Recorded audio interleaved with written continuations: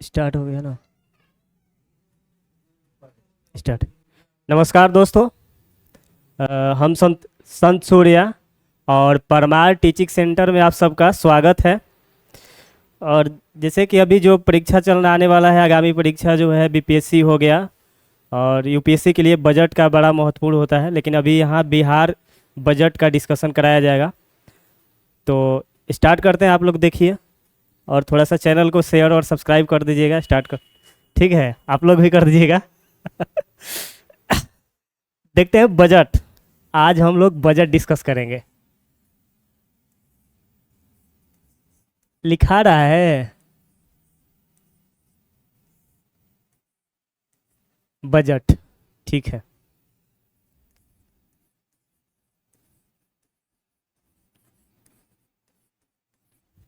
Budget जो है ना, बजट शब्द फ्रेंच शब्द है। बजट जो है, बजट फ्रेंच शब्द से लिया गया है और बजट का मतलब होता है चमड़े का थैला।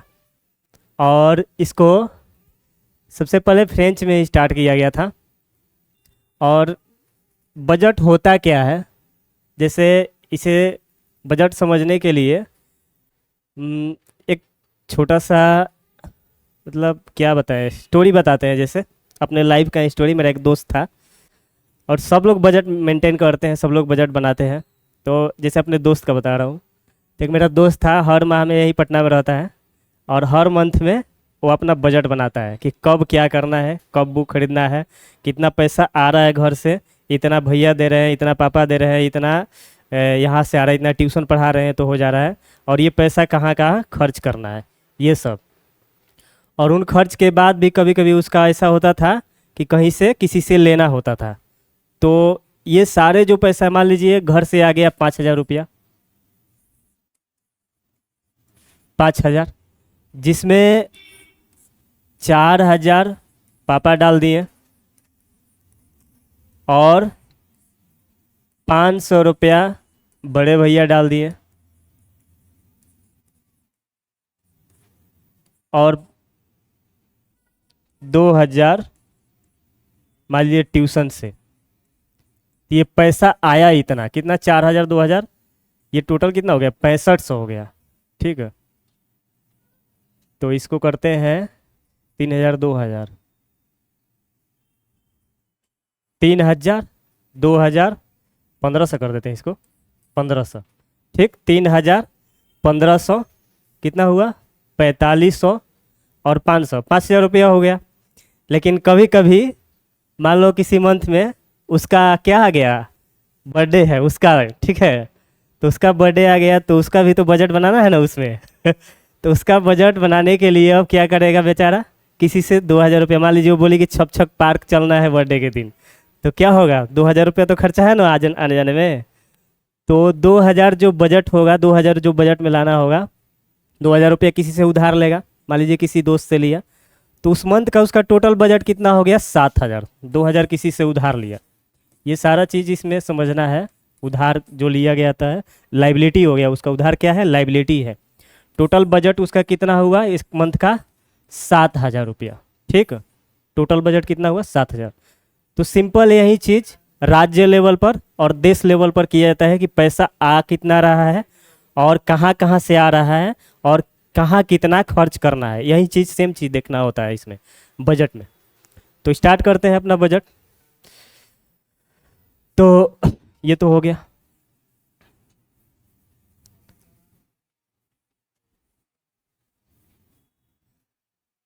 बजट जो शब्द है, संविधान में कहीं बजट शब्द को नहीं दिया गया है। संविधान में दिया गया है वार्षिक वित्तीय विवरण। कौन सा शब्द दिया गया है, वार्षिक वित्तीय विवरण। संविधान का एक अनुच्छेद है 112। संविधान का एक अनुच्छेद है, अनुच्छेद 112 में देखिए, हम लोग को पढ़ना है बिहार बजट। ठीक, पढ़ना है बिहार बजट। और संविधान में जो दिया है अनुच्छेद 112 में, केंद्र के लिए, केंद्र स्तर पर जो बजट आएगा और राज्य के लिए 202, अनुच्छेद 202 में दिया हुआ है। ठीक, राज्य के बजट के लिए।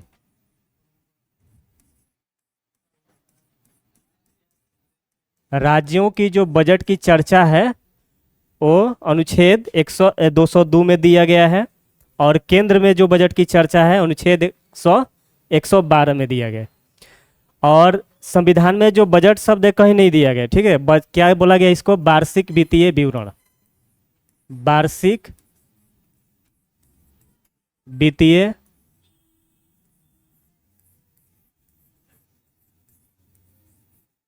विवरण।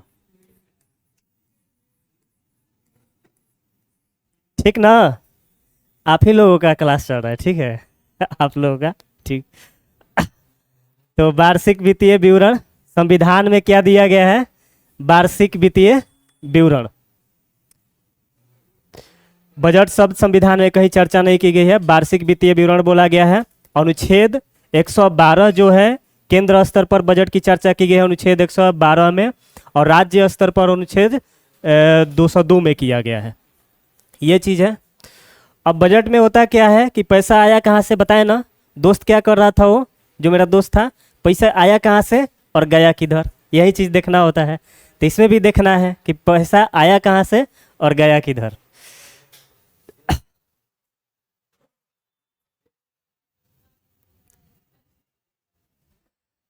तो बजट में जो आया उसको बोलते हैं प्राप्तियां। बजट में जो आता है उसको बोलेंगे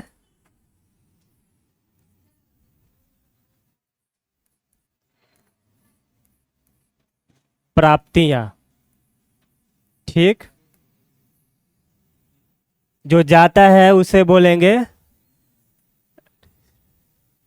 व्यय। प्राप्तियां मीन्स रिसीट्स,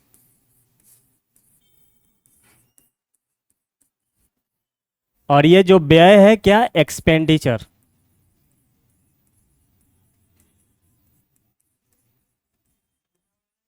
ये चीज देखा जाता है। तो बजट में प्राप्तियां और रिसीट्स देखा जाता है, और इसके साथ ही बजट में कितना का बजट है इस बार 2026-27 के बिहार का बजट हम लोग देख रहे हैं। तो कितने का बजट है? बिहार का बजट है ये। तो 2026-27 में जो बिहार की बजट है, पहले इसको कर लेते हैं। प्राप्तियां में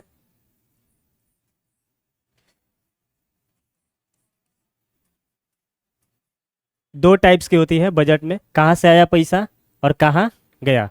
पैसा कहाँ से आया, कहाँ निकला। ठीक, यही पढ़ना होता है बजट में। इसके बाद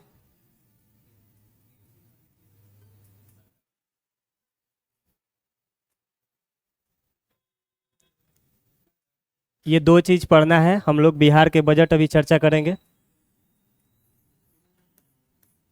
बिहार बजट, बिहार बजट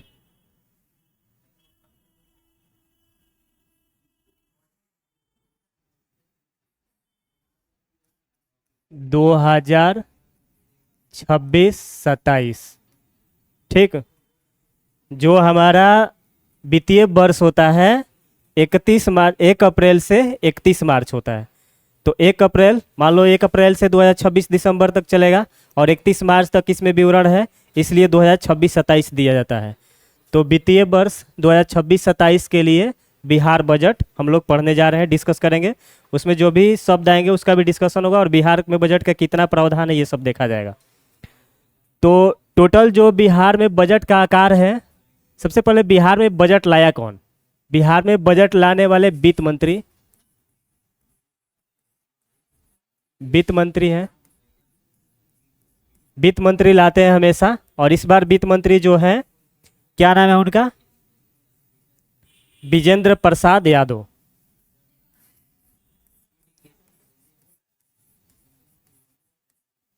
विजेंद्र प्रसाद यादव जी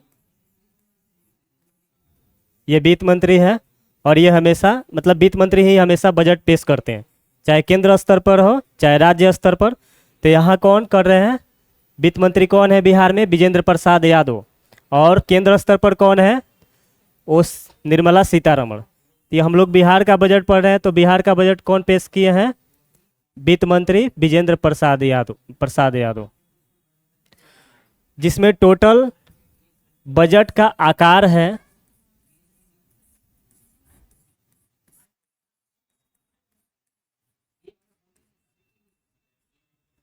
3,47,589 करोड़।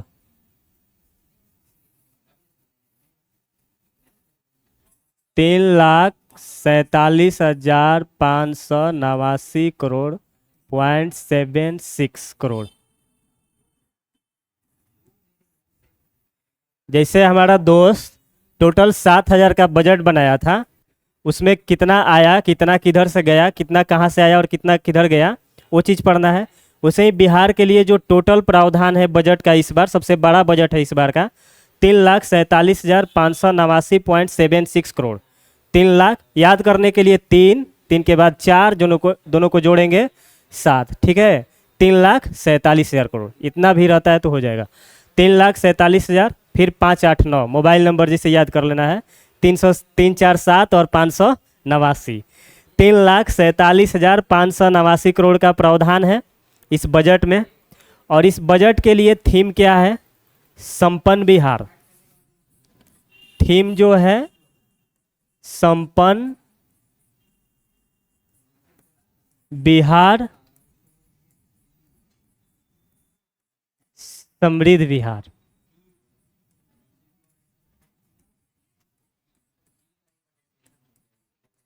ठीक है दोस्तों, बजट का थीम है संपन्न बिहार समृद्ध बिहार। बजट का टोटल प्रावधान कितना है? 3,47,589.76 करोड़। ठीक है, 76 है ना, 76 करोड़। अब इस बजट में देखते हैं, बजट क्या पढ़ना होता है? प्राप्तियां और पैसा आया और पैसा गया, ये चीज पढ़ना है हम लोगों को।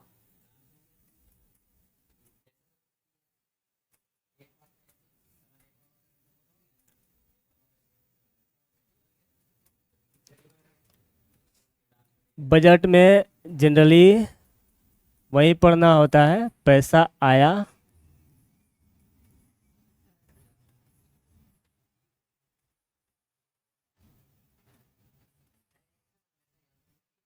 ठीक है, पैसा आया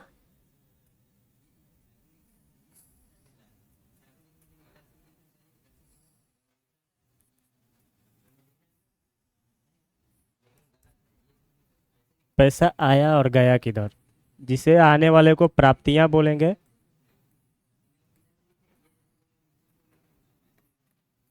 रिसीट्स,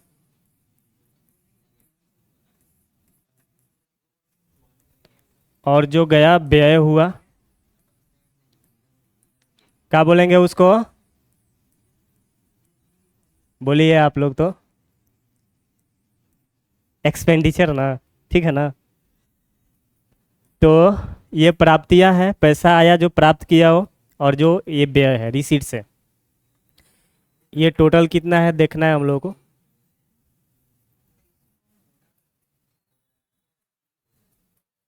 तो यहाँ देख लेते हैं प्राप्तियां, कहाँ से पैसा आया। ठीक है,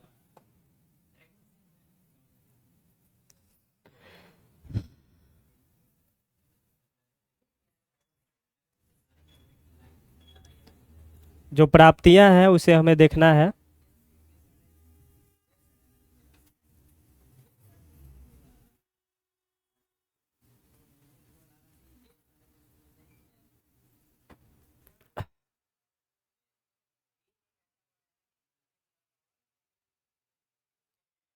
केंद्रीय करों में राज्य का अंश, इसमें आता है केंद्रीय करों में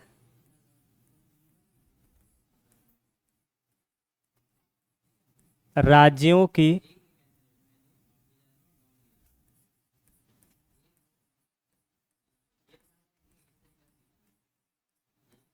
हिस्सा, ठीक।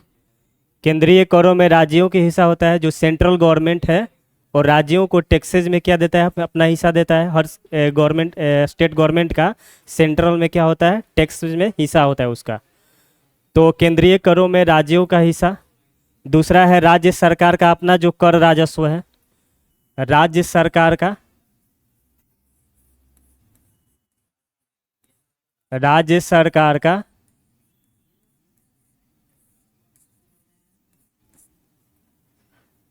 कर राजस्व, ठीक। राज्य सरकार का कर राजस्व। लोक ऋण, जो लोन लिया है,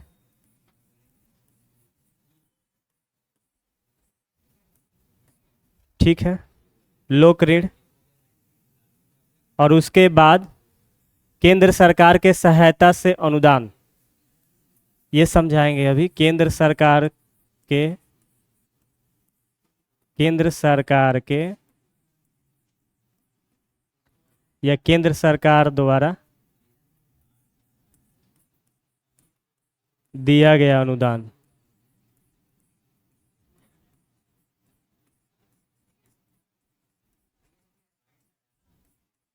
ठीक है।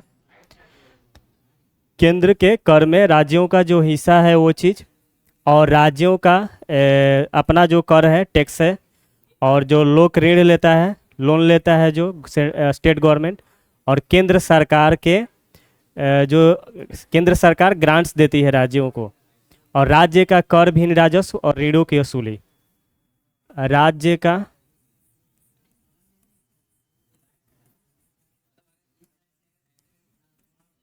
कर भिन्न राजस्व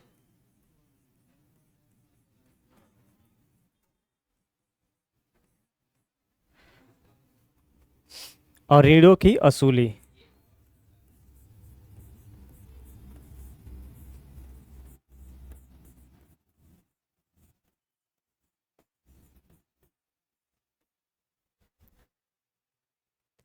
सबसे ज़्यादा आता है केंद्रीय करों में राज्यों के हिस्सा।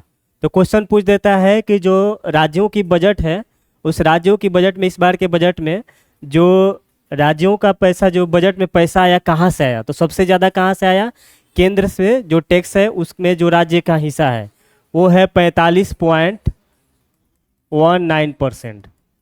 जैसे वहाँ पापा जी दिए थे अकेले 5,000, ठीक है। तो यहाँ क्या, सेंट्रल गवर्नमेंट दे रहा है अकेले 45%, और जो राज्य है 18.92%, और लोक ऋण का जो है 17.81%, और जो अनुदान देता है सरकार 14.92%,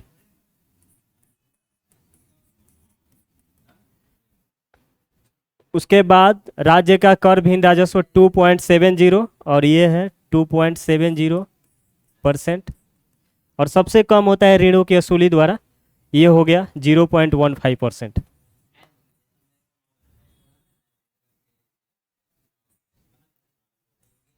ठीक है। टोटल ऐड करने के बाद कितना हो जाएगा, 100%। परसेंटेज का मतलब क्या होता है, 100 में कितना, ठीक है। 100 में अकेले देता है 45%। उसके बाद राज्य सरकार का जो कर राजस्व है 18.92%, राज्य सरकार जो अपने टैक्सेस से पैसा लाती है, ठीक है। और उसके बाद लोक ऋण, मतलब ऐसा लोन लिया जाए जो लोगों पर, मतलब देनदारी बढ़ जाए, लोगों पर, जो जनता है, पब्लिक है, उस पर क्या बढ़ जाए, देनदारी बढ़ जाए, तो वो लोक ऋण में आएगा 17.81%। ठीक है। उसके बाद केंद्र सरकार द्वारा दिया गया अनुदान 14.92%।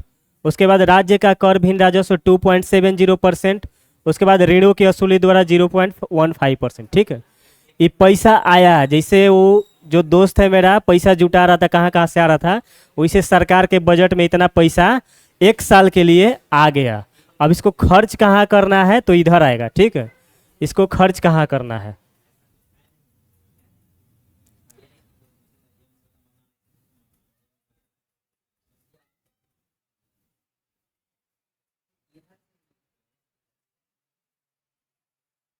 ये व्यय देखेंगे अभी हम लोग।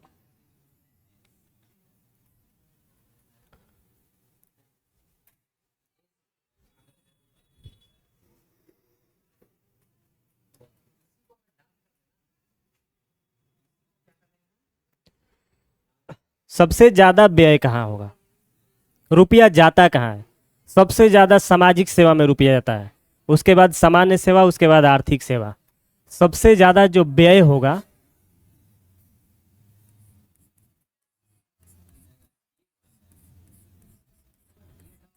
सामाजिक सेवा में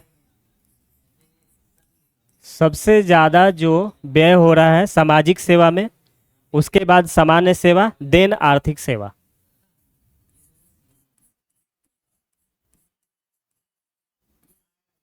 सामान्य सेवा, देन आर्थिक सेवा।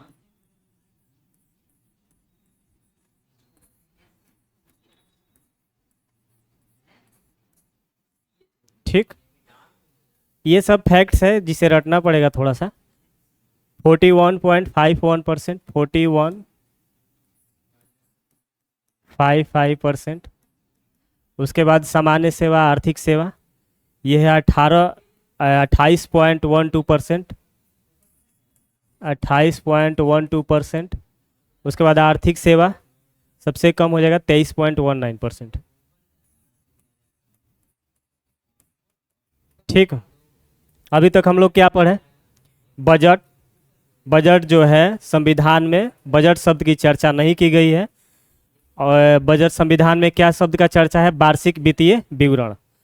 और संविधान के अनुच्छेद 112 में सेंट्रल गवर्नमेंट के लिए दिया गया है प्रावधान, और जो 202 है अनुच्छेद, उसमें राज्य गवर्नमेंट के लिए बजट का प्रावधान दिया है, जो वार्षिक वित्तीय विवरण का प्रावधान दिया गया है। इसे बजट शब्द की चर्चा संविधान में नहीं है। उसके बाद देखिए कि रुपया आता कहाँ है, जाता कहाँ है। यही ना, रुपया आ गया, रुपया चला गया। जो 7,000 रुपया जुटाया था, ऐसा तो नहीं है वो एक मंथ में खर्च होने वाला है। तो उसे ही रुपया आया और रुपया चला गया एक साल में। ठीक है, रुपया आएगा इधर से और जाएगा इधर से। लाया कौन बजट इस बार, पेश कौन किया? वित्त मंत्री। नाम क्या है उनका? विजेंद्र प्रसाद यादव। ठीक है, उसके बाद थीम क्या है? समृद्ध बिहार, संपन्न बिहार। अब देखते हैं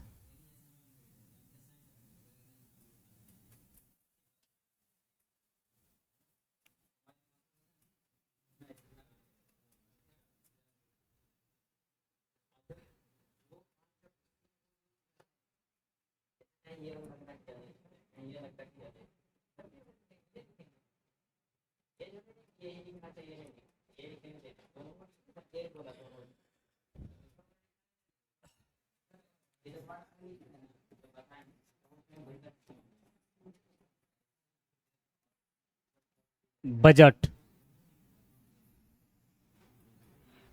वो चीज तो हम पढ़े, पैसा आया कहाँ से, गया कहाँ से। अब देखते हैं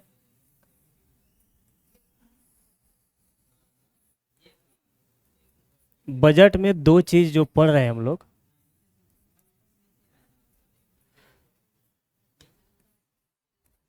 प्राप्तियां, इधर पढ़े व्यय। ठीक,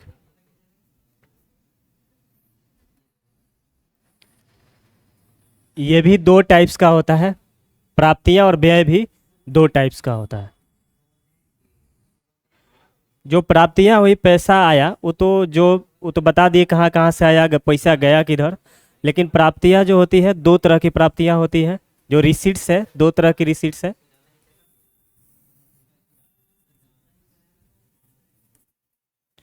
एक है पूंजीगत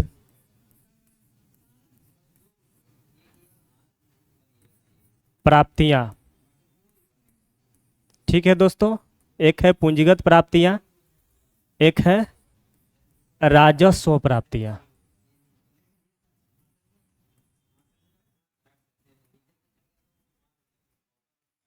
एक है राजस्व प्राप्तियां। ठीक, दोनों शब्द क्या है इसको थोड़ा सा समझाऊंगा, आप लोग समझ जाइएगा। उसके बाद व्यय देखते हैं।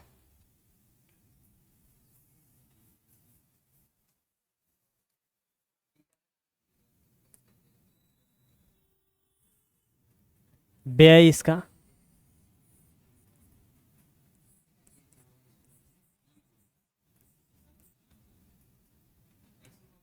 पूंजीगत व्यय,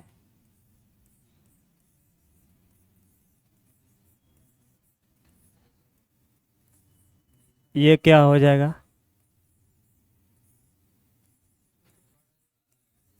राजस्व व्यय। इसका नाम है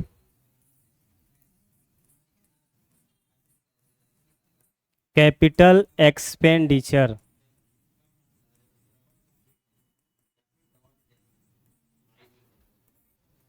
ये हो गया रेवेन्यू।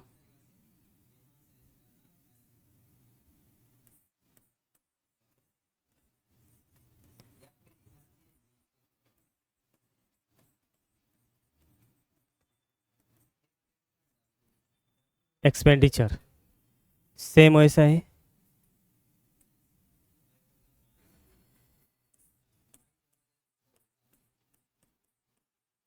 कैपिटल रिसीट्स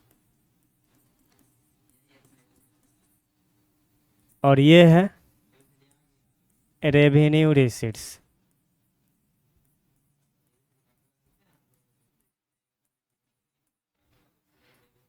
दो तरह की प्राप्तियां हैं, पूंजीगत प्राप्तियां और एक है पूंजीगत प्राप्तियां और दूसरा है राजस्व प्राप्तियां, capital receipts and revenue receipts. व्यय में देखें तो capital expenditure and revenue expenditure, दो टाइप्स की प्राप्तियां होती है, दो टाइप्स का खर्चा होता है। अब इसे देखेंगे हम लोग।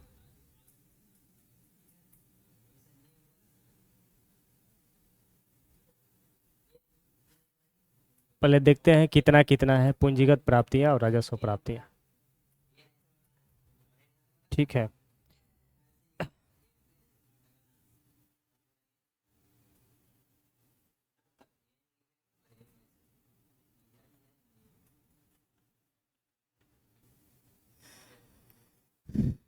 ठीक।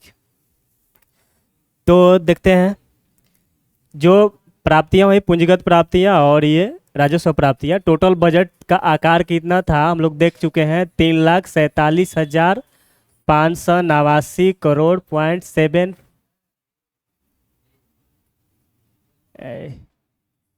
.76 करोड़ ये टोटल था।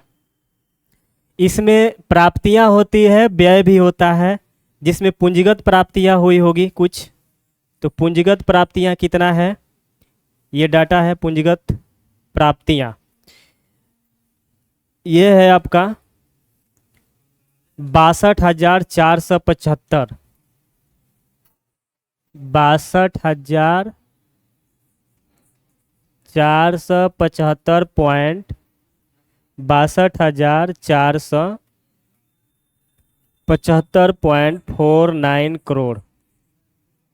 राजस्व प्राप्तियां कितना है, राजस्व प्राप्तियां जो है 2,85,277 करोड़, 2,85,277 करोड़। इसमें पॉइंट में है,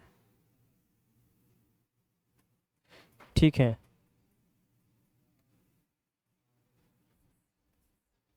दो सौ पचासी, अरे 285, 277 करोड़। ये पूंजीगत प्राप्तियां हैं, ये राजस्व प्राप्तियां हैं। पूंजीगत प्राप्तियां और राजस्व प्राप्तियां, पैसा आया, पूंजीगत प्राप्तियां और राजस्व प्राप्तियां। बोले तो पूंजीगत प्राप्तियां क्या होता है, ऐसा प्राप्तियां, ऐसा रिसीट्स जिसमें अपना एसेट्स, उस रिसीट्स को लाने के लिए अपना एसेट्स बेचना पड़े, अपना संपत्ति बेचना पड़े, पूंजीगत प्राप्तियां हैं। और राजस्व प्राप्तियां क्या है, जैसे कि जो टैक्सेस से पैसा आ गया, टैक्स द्वारा आया, जो लोन दिया गया है, ऋण दिया गया है, उस पर जो इंटरेस्ट आता है उसका पैसा, उसके बदले तो कोई एसेट्स बेचना नहीं पड़ रहा है, कोई पूंजी बेचना नहीं पड़ रहा है, तो उसे कहाँ लाएंगे, राजस्व प्राप्तियाँ। और ये क्या होगा, पूंजीगत प्राप्तियाँ, जहाँ कोई पूंजी बेचना पड़े, ठीक है, या दायित्व तो बढ़ाना पड़े, लाइबिलिटी बढ़ाना पड़े, यानी मतलब किसी से लोन लेना पड़े, कर्जा लेना पड़े, ठीक है, देनदारी बढ़ाना पड़े, तो कहाँ आ जाएगा, पूंजीगत प्राप्तियाँ में। और इसमें राजस्व प्राप्तियाँ में ना देनदारी बढ़ती है, ना पूंजी कम होता है, एसेट्स कम होता है, ठीक है, तो राजस्व प्राप्तियाँ हो जाएगा।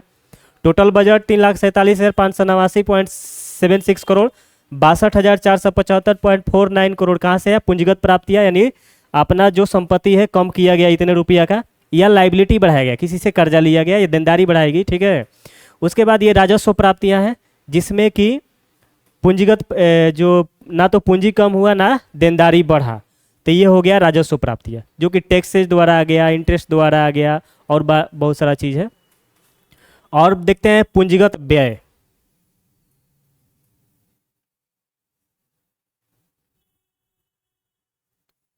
पूंजीगत व्यय भी सेम चीज़ है, बस इसका उल्टा हो जाएगा। यहाँ पूंजी को बेचकर प्राप्त किया जा रहा था, यहाँ पूंजीगत व्यय में होता क्या है कि पूंजी क्रिएट किया जा रहा है, एसेट्स क्रिएट किया जा रहा है, कोई संपत्ति बनाया जा रहा है, वो क्या हो गया पूंजीगत व्यय।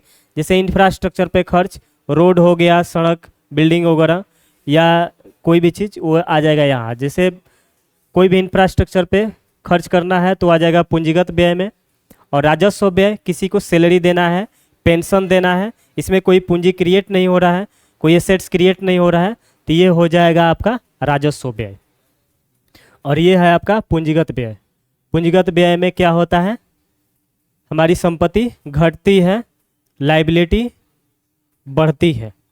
और यहाँ राजस्व व्यय में ना तो संपत्ति घटती है, ना ही लाइबिलिटी बढ़ती है, ठीक है। तो ये चीज़ है। अब देखते हैं ये कितना है। तो पूंजीगत खर्च जो है 63,455 करोड़ है, 63,455 करोड़, 63,455.84 करोड़ है। वैसे ही राजस्व खर्च भी होगा कुछ। तो राजस्व खर्च जो है ये आपका 284,133, मतलब 2,84,133.92 करोड़, 2,84,133.92 करोड़, ये हो गया इतना।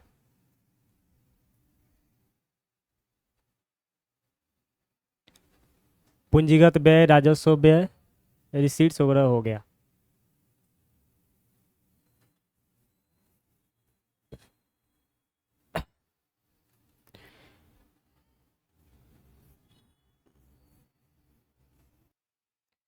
दोस्तों इसमें योजना पर भी कुछ व्यय हुआ है, वो देख लेते हैं। योजना पर कितना व्यय है सरकार की। योजना पर व्यय 1,22,155 करोड़, 155 करोड़ ये योजना पर खर्च हुआ है। और एक सरकार की एक्ट आया था, केंद्र सरकार का FRBM act, FRBM act,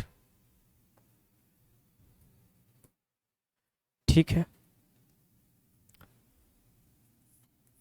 FRBM act 2003 की एक्ट है।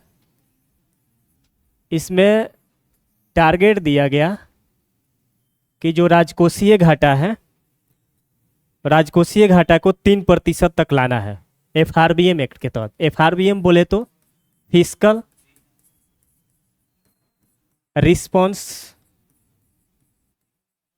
रिस्पॉन्सिबिलिटी मैनेजमेंट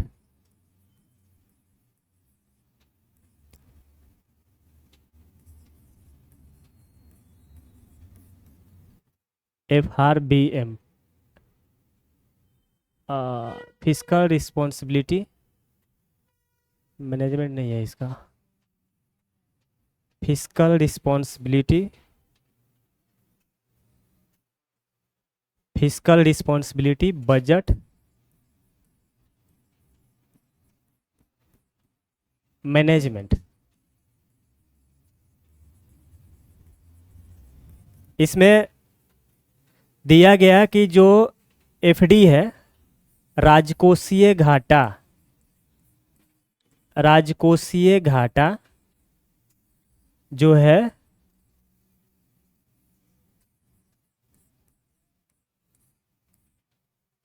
जिसको फिस्कल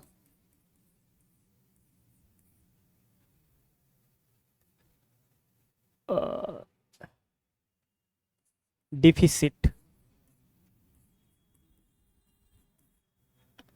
इसके लिए टारगेट दिया गया कि फिस्कल डिफिसिट को 3% तक लाना है। हमारा बिहार जो है इसी टारगेट का अनुकरण करते हुए इस बार के बजट में जो फिस्कल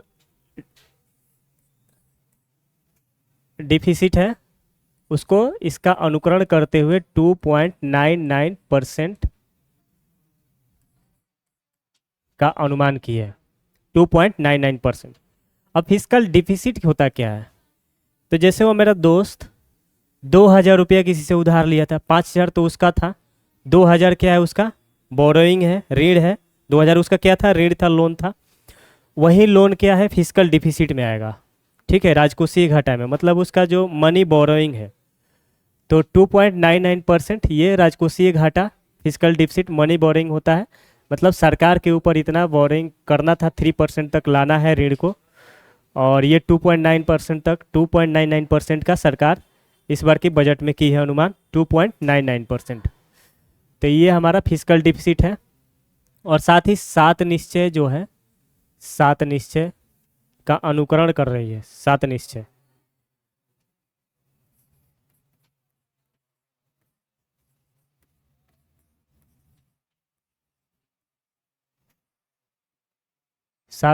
जो 3 है इसका क्या कर रही है? अनुकरण कर रही है। और इस पर खर्च की है सरकार 14,800 करोड़। इस पर सरकार जो है 14,800 करोड़ खर्च कर रही है। और ये 7 निश्चय जो बजट है, 7 निश्चय के मतलब 7 निश्चय में जो है उसको अनुकरण करते हुए लाया गया है। 7 निश्चय देखें तो क्या है? ये तीसरा है। 7 निश्चय प्रथम 2015 से 20, दूसरा 20 से 25, और तीसरा जो था 25 से 30 के लिए लाया गया। और इस 7 निश्चय में तो दोस्तों ये इन साल का बजट 7 निश्चय 3 का अनुकरण करती है, और ये जो है उसकी परिकल्पना करते हुए बनाया गया है 7 निश्चय 3 को, ये बजट। और उस पर सरकार का जो खर्च हो रहा है 14,500 करोड़ का खर्च का अनुमान लगाया गया है। ये है दोस्तों हमारा जो बिहार का बजट है ना, इसमें राजस्व अधिशेष है। राजस्व अधिशेष का अनुमान है, राजस्व अधिशेष, राजस्व अधिशेष का है। ऐसे तो सेंट्रल गवर्नमेंट जो है डिफिसिट में चल रही है, घाटे में, बट ये राजस्व अधिशेष है, मतलब रेवेन्यू सरप्लस में है। बिहार की रेवेन्यू सरप्लस, ठीक है, इस बजट के अनुसार।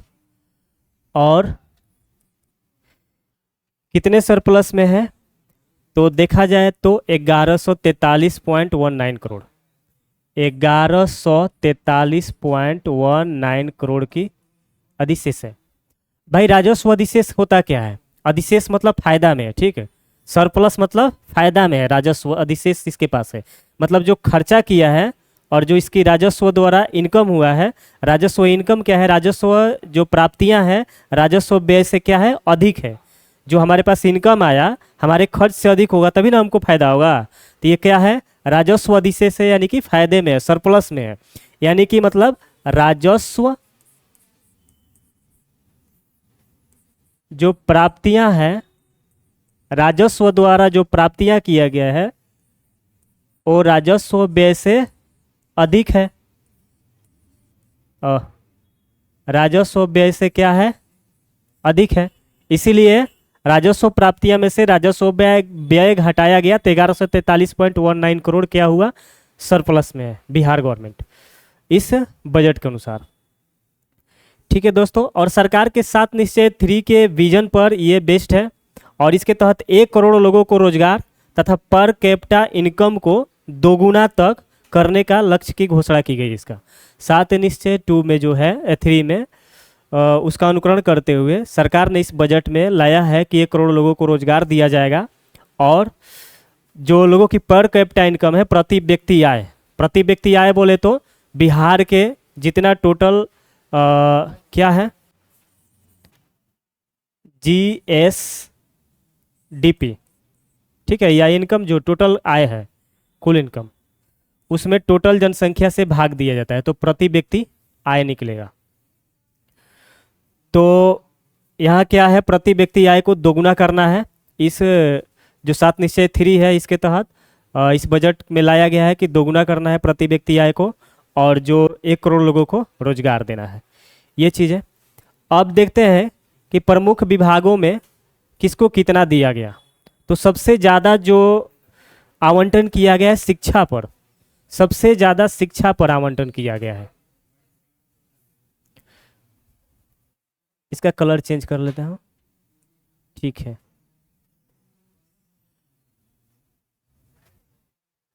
प्रमुख विभागों में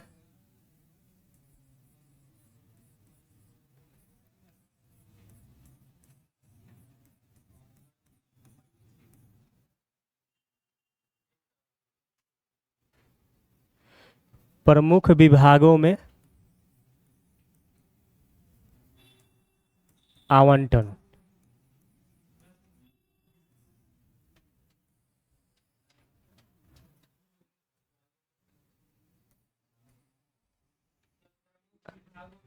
हाँ, प्रमुख विभागों में जो बजट है उसका आवंटन कैसे कितना किया गया है, ये चीज़ है। अब शिक्षा पर सबसे ज़्यादा किया गया है। ऐसे हमेशा शिक्षा पर ज़्यादा ही होता है, लेकिन लगभग 20% शिक्षा पर खर्च किया जाएगा, और वो है 68,216 करोड़। शिक्षा पर कितना? 68,216 करोड़, लगभग बोले तो 19.63%, लगभग 20% शिक्षा पर, ठीक है ना। उसके बाद है ग्रामीण विकास, इसके बाद ग्रामीण विकास पर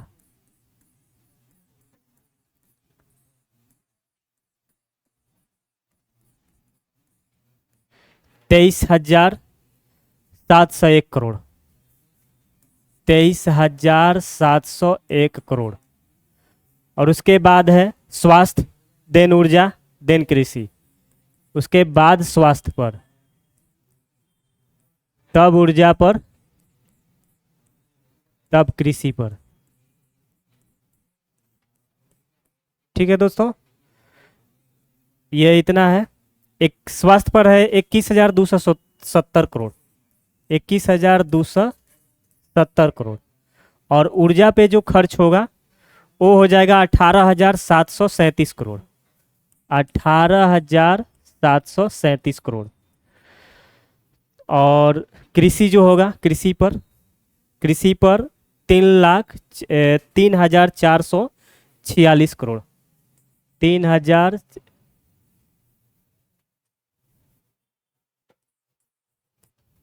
18,736 करोड़, 3,446 करोड़। ये टोटल खर्च है अभी जो शिक्षा पर सबसे ज़्यादा। एग्जाम में पूछ सकता है कि जो बजट आया है उसमें सबसे किस विभाग को ज़्यादा आवंटन की गई है, तो शिक्षा पर कितना? 68,216 करोड़, लगभग 20%।